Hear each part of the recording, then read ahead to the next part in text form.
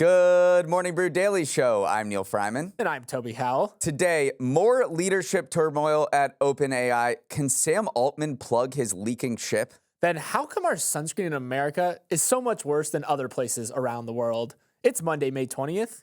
Let's ride.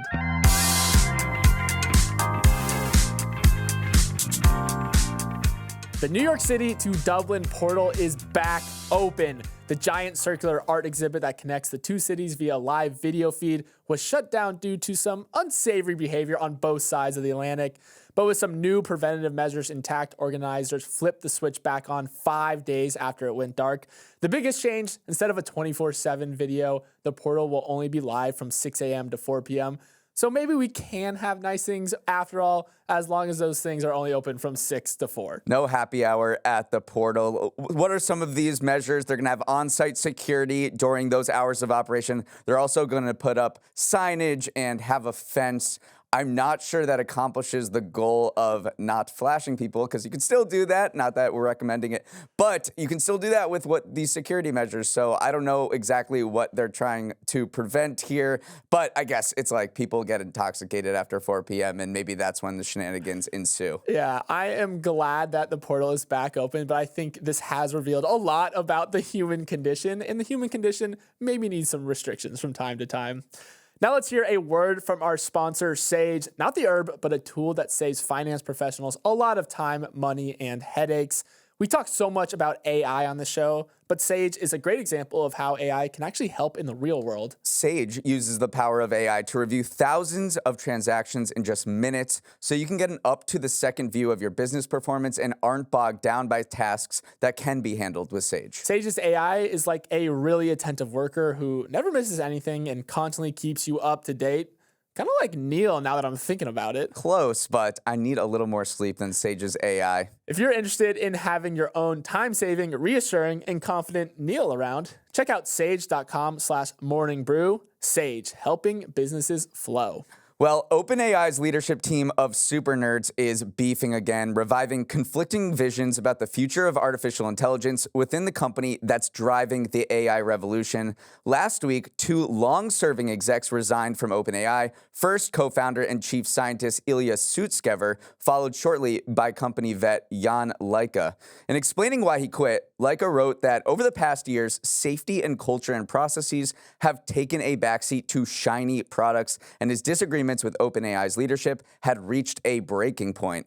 As you might have gathered, Sutskever and Laika are deeply concerned about AI's long-term threat to humanity. They co-led the company's Super Alignment team, which was formed last year to study the existential risks posed by AI that's smarter than humans. But they and CEO Sam Altman do not seem aligned on how to tackle this problem. As Altman ramps up the money-making part of the business, his critics say he's prioritizing profits over safety. Remember, that led to his firing by the board last November, which failed spectacularly, and he was reinstated within a week. Toby, what is going on at OpenAI? I think that since that board kerfuffle in November, Sam Altman has increased his grip even more so over OpenAI. Since that went down, at least 5 of the company's more safety-conscious employees have either quit or been pushed out.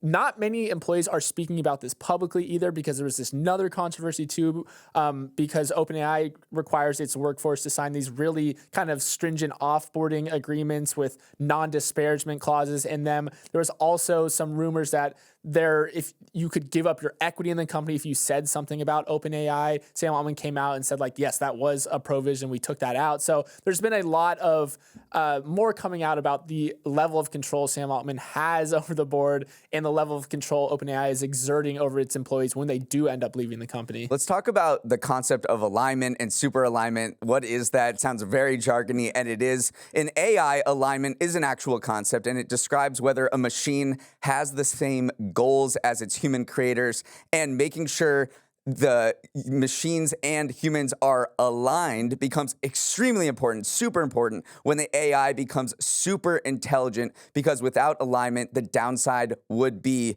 human extinction, according to some safety researchers. OpenAI is trying to build a superhuman intelligence. This is called artificial general intelligence. It is the goal of OpenAI since it was created. Some people at OpenAI think they're going to create artificial general intelligence within the decade by 2030. So these researchers said we have to get out ahead of this, because if machines and humans don't have the same goals, then it could really realistically lead to humans getting wiped off the map. And then even though Ilya has since left the company, there's been rumors that for the last 6 months, he hasn't even been in the office. He's been leading the team remotely, the super alignment team. So it's clearly hasn't been a priority for a while now. A lot of people, the knock on Sam Altman is that they're just going ahead with commercializing the product full steam ahead. They just rolled out that like Siri replacement, their voice activated assistant, and they're not really taking super alignment very seriously. Even when the team was at full capacity, they were only promised around 20% of OpenAI's computing power, and computing power is gold at these companies. You need computing power in order to conduct the experiments that you want to conduct. So even though the team has been hollowed out, before that, they were very hollow to begin with. Yeah, so we'll see what happens at OpenAI. It's a $80 billion business now, and it doesn't seem, Altman did respond to Leica and Suitscover saying, well, look, we take your concerns seriously, we need to do more, but it doesn't appear like they are driving any shift change within OpenAI, and it's going to be full steam ahead. What was the result of the United Auto Workers Union vote at a Mercedes-Benz plant in Alabama? And were Uber, Lyft, and the city of Minneapolis able to come to an agreement on driver pay? We're going to circle back on both those stories today to tell you how things shook out. For those of you just getting up to speed on the UAW vote, there was this important showdown between the union and workers at a Mercedes-Benz plant near Tuscaloosa on Friday. The UAW felt good about its chances fresh off winning a union election at a Volkswagen plant in Chattanooga, Tennessee, but the auto workers decided against joining the union. The result was very close. 56% voted no, while 44% voted yes, but a loss is a loss. Neal, Sean Fain, the union president, said that losses are part of the process and they'll carry on and keep fighting. But this definitely was a blow in his attempt to, quote, win the South, especially after having success in Tennessee. Right, well, definitely slow down the movement. They scored a huge victory in Chattanooga. I think more than 70% of workers voted to join the union there. This Mercedes plant, there were two of them. This was too big. There was over 5,000 workers at both of those plants. And I think the main difference between Volkswagen and Mercedes launched a big anti-union drive. They pushed back. Volkswagen did not put up much defense. So they kind of steamrolled through Chattanooga. But when they went to Alabama, there was a lot of pushback, including from the governor, who warned that unionization would lead to a lot of job losses in the South, which has been a huge beneficiary of all these automakers setting up shop in this region. Right. This likely says more, too, about Mercedes-Benz and Volkswagen than the actual maybe feelings of the workers there, because you're right. Mercedes-Benz did do a lot more to prevent this union. The National Labor Relations Board said it's investigating 6 unfair labor practices, stuff like disciplining employees for discussing unionization during work. They're surveilling employees, prohibiting the distribution of union material. So there's definitely a push against this union. The general consensus I've been seeing, though, is that this is not a horrible loss because it gives the UAW a chance to just see where they're at in the South. Like, they had that important victory. The Mercedes plant was a little bit bigger. So, and the vote was close. So even though some of that momentum, that roll has been slowed a little bit, it's not the end of the world in their union push in the South. Now let's circle back on the other auto-adjacent story that we've got some closure on this weekend. So Uber, Lyft in Minneapolis, Minnesota have been locked in a 3-way challenger-esque duel over the details of a minimum wage law for nearly a year now. Minneapolis initially adopted a rule that mandates drivers be paid at least $1.40 per mile or 51 cents per minute. Uber and Lyft said it made their business untenable and threatened to pull their services from the city. But over the weekend, the two sides struck a deal that institutes a statewide minimum wage for rideshare drivers that comes out to $1.28 per mile and 31 cents per minute. So a little less than initially proposed, but still a 20% increase in pay for drivers, according to lawmakers. So Uber and Lyft aren't leaving after all. No, what seemed to have happened here is that Minnesota state lawmakers looked at what Minneapolis did and said, guys, come on. Like, we can't have Uber and Lyft leaving here. A lot of people rely on them. So at the state level, they worked with Uber and Lyft to work on a compromise for a minimum wage for drivers that overrode the city's measure. So we talked about this with Uber CEO Dara Khosrowshahi on our interview that was published on Friday. Just quick plug right there, or published on Thursday, excuse me. And he kind of called into question both sides of the user experience when you see these things like minimum wages for drivers come up, because it's a a two-sided marketplace. If you jack up driver pay, that is then passed on to customers, and then potentially less people start losing the service, which ends up with less business going drivers' ways in general. So Uber was definitely saying, like, we have more data around this that we'd like you to consider, and it looks like they've reached kind of a middle ground here, which is kind of what you want in any scenario like this. It's just incredible how much leverage Uber and Lyft have when going into these negotiations, because when they threaten to pull out, it could lead to a lot of job losses for drivers. And so they can go into these negotiations with a really upper hand, and they rarely leave a city when they say they do, which critics say is you're just bluffing. But they can go into these negotiations with a lot of leverage. Okay, we are on to our winners of the weekend now. Neal and I got some golf in and watched a lot of sports, so I'm inclined to just say it's us and move on. But there were some important things that went down outside of me shooting 79 that deserve a mention. Neal, you won our pre-show parallel parking contest, so you're up first. Who's your winner of the weekend? That's right. Yeah, I learned in the mean streets of South Philly. My winner is Ed Dwight, who is a perfect example of why you should never give up on your dreams.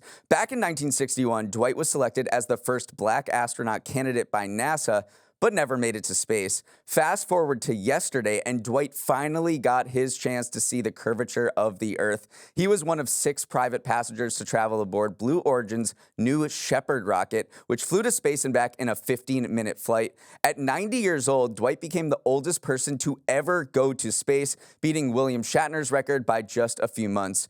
Dwight isn't the only winner from this story, though. For Jeff Bezos' Blue Origin, this was the first passenger flight in nearly 2 years after he took its rocket back to the garage for some work. This whole space tourism business has been slow going, but so far Blue Origin and Richard Branson's Virgin Galactic have now flown more than 60 people to space since 2020, and yesterday's flight was a small but important step forward to regain momentum. Yeah, I do just want to circle back to Ed Dwight real quick again, because he said about the experience, I thought I didn't need it in my life, but I lied. I really, really did need it, because Ed Dwight, even though he was the nation's first black astronaut candidate, he never ended up going to space. So it was like this very good full circle moment of closure for him, and he was hyped about it. I mean, of course you would be hyped going to space, but especially him, it felt like it was something that his life needed, and he was really pumped about it. Yeah, he was so pumped, and he wants to go back, and he's like, I'm not just satisfied doing this 15-minute flight to about 317,000 miles. I want to go into full orbit and see the full curvature of the Earth. My winner of the weekend is the English Premier League's Manchester City for winning their record-breaking 4th league title in a row. No other team in history, not Sir Alex Ferguson's Manchester United or the Chelsea teams of the early 2000s, have accomplished this feat. So as much as it pains me to say this as a Manchester United fan, Manchester City is truly in a league of their own. This run of unprecedented form comes after Sheikh Mansour bought City in 2008, bringing with him immense financial resources as a member of Abu Dhabi's royal family. All that money has come with incredible success, but also controversy. There's a cloud looming over City in the form of 115 alleged breaches of its financial fair play regulations over a period spanning 9 seasons. Manchester City's reign of terror has continued for the 6th time in 7 seasons. Crazy. But we might have to apply some asterisks once these cases make their way through the courts. We'll see. This just goes to show how golf money is transforming sports, soccer, golf, boxing. I mean, the big boxing match this weekend was in Riyadh, Saudi Arabia, and I think it really came to the fore in 2008 in soccer, in global soccer, when the Emirati money came to Manchester City. You have to give a lot of credit to the coach Pep Guardiola, who brought a new style of play to the Premier League as well. But you can't mess with all these billions that this sheik started pouring into Man City, and it might have been improper. They're investigating whether this guy sort of improperly inflated the financials, the bottom line of Man City by saying that by inking sponsorships with Abu Dhabi firms like Etihad, 67.5 million pounds per year, when actually Etihad only poured 8 million in, and the rest was kind of topped off by this guy. So that's what they're looking into with these 115 alleged breaches. Yeah, inflating some sponsorship deals, maybe hiding some player and manager salaries. These are stuff that you can't do at the highest levels of European soccer and are in violation, but they're going to make their way through courts. There's a lot to be mad at as fans of not Manchester City in the league, but you can't fault the players or the coach for just winning when they go out there. Up next, some stories about sunscreen and weed drinks. Memorial Day is just around the corner, and many of you are about to head to the store to load up on sunscreen for your beach weekend. But as you scan the shelves, you might be wondering, why is American sunscreen so awful? Why isn't there sunscreen that effectively blocks UV rays and doesn't make you look like Casper the Friendly Ghost at the same time? Well, there is an explanation for this. In the US, sunscreen is regulated as an over-the-counter drug, which means the FDA has to evaluate and approve all ingredients individually before they can be marketed. And that's not the case in Europe or Asia, where sunscreen is considered a cosmetic, and formulators there have far more ingredients available to mix and match. And that is why sunscreen found in foreign markets is considered far better than the sunscreen we have here in the States. Congress tried to fix the problem in 2014 when it passed the Sunscreen Innovation Act, that's a real thing, to speed up FDA approval of sunscreen, but that hasn't really worked, and we're still stuck with sunscreen from the Stone Age. Toby, having sunscreen that people will actually use is a big issue for public health. It prevents skin cancer, which is the leading type of cancer in the U.S. Yeah, and the disease costs the healthcare system around $8.9 billion a year, according to CDC researchers. And that's the most frustrating part. Unlike most forms of cancer, skin cancer can largely be prevented by using sunscreen, and yet we are caught in like the Stone Age of sunscreen research because the FDA is just moving at a glacially slow pace, even though Congress, even though a lot of these manufacturers are pleased saying, just free us up. We want to use ingredients that are used all around the world. Just give us the chance to do that. People aren't dying from using sunscreen. They're dying from melanoma and skin cancer. So it is just this weird wrinkle, pun not intended there, of the U.S. healthcare system and the FDA that we cannot get good sunscreens out there. Yeah, let's give the FDA's argument here because we should give them some real estate. They say that people are using sunscreen now daily. They're not just using it to go to the beach and at times when there's peak sun. It's part of people's skincare routine, and therefore it should be regulated. There should be a safety review of these ingredients that go in, just like anything you would use daily from your medicine cabinet. So that's what they're saying. I think the majority of people that you read say that this is a bit of an antiquated system, and we only have, sunscreen makers in the United States only use 8 active ingredients compared to dozens around the world. We also look to the EU as pretty intense regulators in pretty much every sector. They've approved a ton of stuff, and so the FDA does feel like it's falling behind the rest of the world here, and Americans are suffering from it. There's also another angle here. There's a campaign from sort of that raw milk influencer crowd where a lot of these wellness influencers are actually touting the sun's natural processes and saying that it's sunscreen that's making us sick instead and sunscreen that's giving us cancer. Even Tom Brady in his 2017 book says all he does is drink water to help prevent sunburns. That's not actually true. So there is this wrinkle, this health influencer wrinkle as well, that is kind of promoting people not using sunscreen, instead just saying like the sun is the best thing in the world for you. So there is a lot of discourse around sunscreen. You're right. As we're ramping up for Memorial Weekend, it's important we talk and tell the people why our sunscreen isn't as good in the US as it could be. Okay, now I want to talk about weed drinks. No, not CBD drinks, which include the non-psychoactive ingredient of cannabis plants, but THC-infused drinks, which is the ingredient that gives you the giggles watching Planet Earth at night. Alcohol distributors and marijuana companies are both competing for a stake in this new money-making product category. Internet searches for THC-laced drinks have reached an all-time high in 2024 per Bloomberg. And even mainstream magazines like Bon Appetit and Esquire have recommendation lists for happy hour highs. Now, if it feels like weed drinks probably shouldn't be, legal, you're kind of on the right track. According to Bloomberg, they were only inadvertently legalized as part of the 2018 Farm Bill, which allowed hemp to be grown for manufacture. Hemp is a weaker form of the cannabis plant that contains a smaller amount of THC. So drink makers have exploited this loophole, tossing distilled hemp in their product like they are winemakers turning grapes into wine. Neal, weed drinks, you've said your friends have started talking about this more. And using it, yeah. I mean, if you go to, maybe other people have had the same experience as me. You go to a weekend away with the boys, and instead of bringing beer or booze and, other marijuana products, you get like weed drinks, and people are just drinking these weed drinks because you can walk into a Total Wine and just buy them because somehow they're legal because of this loophole in the 2018 Farm Bill, even though cannabis at a federal level is not legalized, but you can make drinks from them. So it is this weird, strange liminal space that these weed drinks are occupying where they're completely legal. A lot of states are pushing back against that, but for the beer industry, which is suffering mightily, beer sales have stagnated or even declining. They're losing a lot of market share to cannabis. During dry January, marijuana sales absolutely surged. So young people are using cannabis way more than they're drinking. So for beer companies, this is a huge lifeline because their market share is imploding, and they're like, please let us get into this space because this is an actually growing part of our industry.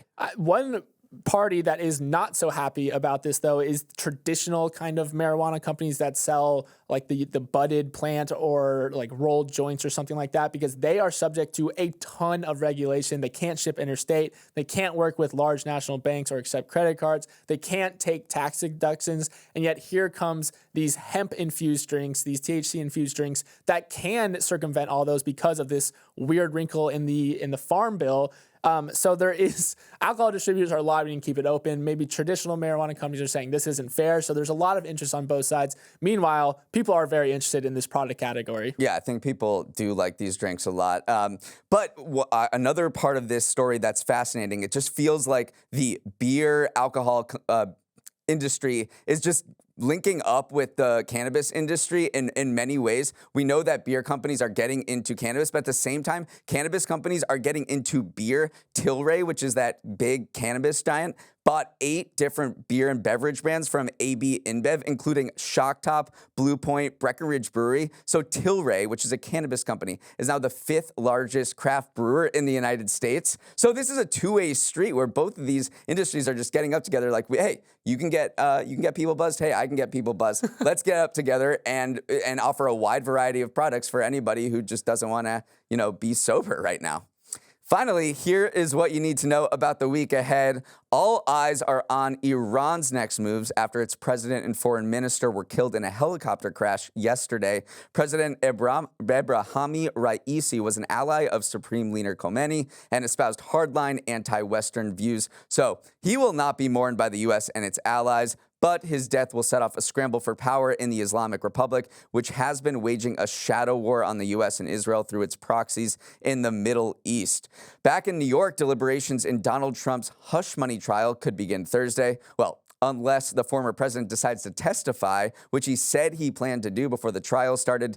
Legal experts say Trump testifying would be really tricky for him because it could turn the attention toward his credibility and shift away the focus from any holes in the prosecution's case. Either way, the prosecution's star witness, Michael Cohen, is expected to wrap up his testimony this week, and then we'll see what happens. Wednesday brings perhaps the most important earnings report of the year so far, and that, of course, is NVIDIA's. Because of NVIDIA's stranglehold on the AI data center market, it's a barometer for investors to see whether all the AI investments are translating into actual profits. The company is expected to report $24.5 billion in Q1 revenue, which would be a 240% increase over last year. Yeah, it was Jim Cramer who called it perhaps the most important earnings report in the year, and I have to say it, I agree with Jim on this one. It does feel like at this point, one, Fed rate cuts determine which way the market is heading, but then 1A potentially is what NVIDIA is doing and how it foresees kind of the demand for its AI empowering chips going forwards. And then Microsoft